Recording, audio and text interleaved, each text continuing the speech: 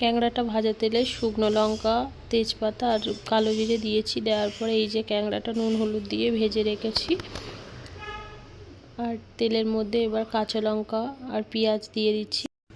পেঁয়াজটা একটু হালকা লাল করে ভেজে নেব। এই যে পেঁয়াজটা ভাজা হয়ে গেছে, এর মধ্যে আদা রসুনটা দিয়ে দিলাম পরিমাণ মতো, একটু বেশিই লাগবে কারণ ক্যাঁকড়াতে একটু আদা রসুন বেশি দিলে টেস্টটা ভালো আসে।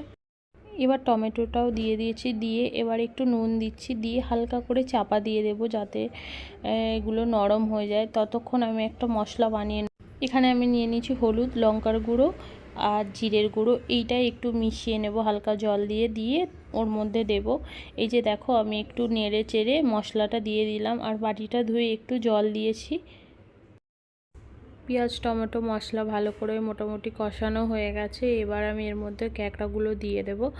এই যে ক্যাঁকড়াটা দিয়ে দিলাম, দেওয়ার পরে ভালো করে কষবো। কষানো হয়ে যাওয়ার পরে এই যে দেখো তেল ছেড়ে দিয়েছে, তার মানে কষানো হয়ে গেছে। এবার এই পরিমাণ মতো জল দিচ্ছি, আমি যেহেতু গ্রেভি করব না যার জন্য অল্পই জল দিলাম, দিয়ে একটু ফুটতে দেবো। এবার দেখো এই যে টকবক করে ফুটে উঠেছে।